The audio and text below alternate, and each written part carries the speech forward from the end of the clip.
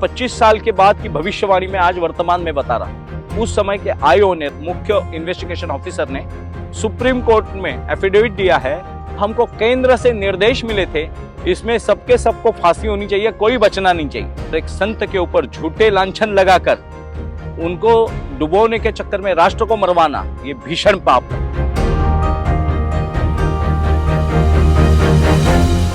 मैं एक बार विमान से दिल्ली आ रहा था, तो एक माताजी मेरे पास में बैठी थी, युवा थी, अग्रवाल समाज की थी। उन्होंने कहा, अरे आप वो धनंजय देसाई है क्या? मैंने आपकी रील देखी है, वो आसाराम बापू वाली बात करते हैं, अच्छा लगता है क्या आपको? मैं बोला अच्छा है, इसीलिए अच्छा लगता है हमें।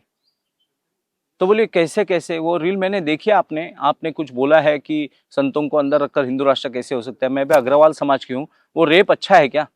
बोलो रेप बुरा है, रेप का लांछन लगाकर संतों को फंसाना बुरा है, रेप बुरा है। रेप का मैंने कहाँ महिमा मंडन किया है, सर्टिफाइड किया है? बलात्कार करना, अनाचार करना, दुराचार करना भीषण पाप है, उसको मृत्युदंड होना चाहिए।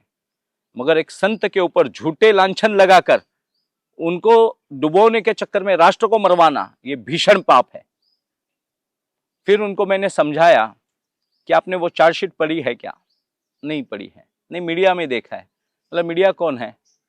मीडिया, एक मीडिया दूसरा बोलती है, एक मीडिया तीसरा बोलती है, एक मीडिया आधा फुट का नाक बोलती है, दूसरी बोलती है वासुकी आया था। तो इन मीडियाओं के ऊपर आप विश्वास रखते हैं तो अपने आप पे आपका विश्वास है क्या? अभी बताता हूं कि आपके कुछ तो घर में चोरी डकैती करने वाले लोग जन्म लेते हैं, ऐसा बोलने से आपके घर में चोर डकैत हो जाते हैं क्या?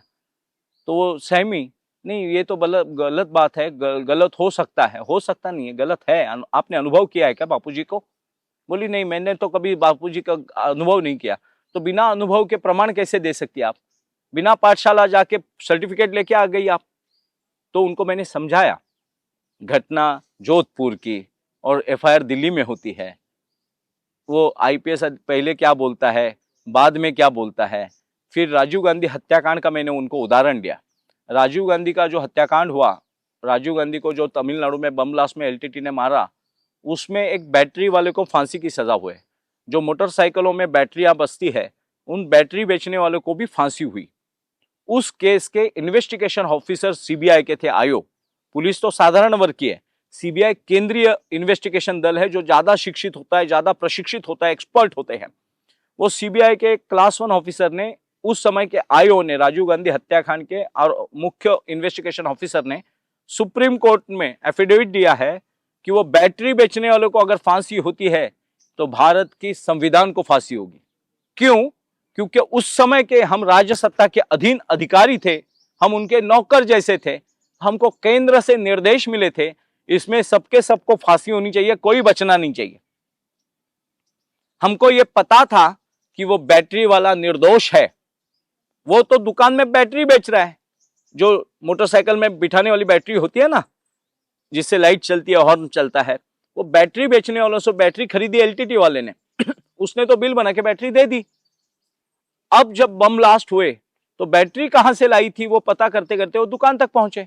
तो दुकान को वो प्रमाणित कर सकते थे कि ये साधारण बैटरी बेचने वाला, इसने बैटरी दे दी, वो किसी को भी देगा बैटरी। मगर उसको भी इस केस में फंसाया गया और वो इन्वेस्टिगेशन का ऑफिसर आज सुप्रीम कोर्ट में एफिडेविट दे रहा है कि ये सब झूठ था और मुझे मरते समय मन में अस्वस्थता है, अशांति है, अब मैं जीवन के अंतिम पर्व में हूं, ऐसा ना हो जाए कि मुझसे भीषण पाप हो जाए। इसको फांसी देना मतलब संविधान को फांसी है। ऐसे ही कल बापूजी के केस के आईओ जीवन के अंतिम पर्व में बोलेंगे कि हमने भीषण पाप किया है और उसका भीषण प्रायश्चित्त भी हम भुगत रहे हैं। बापूजी निर्दोष थे। वो ये 25 साल के बाद की भविष्यवाणी में आज वर्तमान में बता रहा हूं।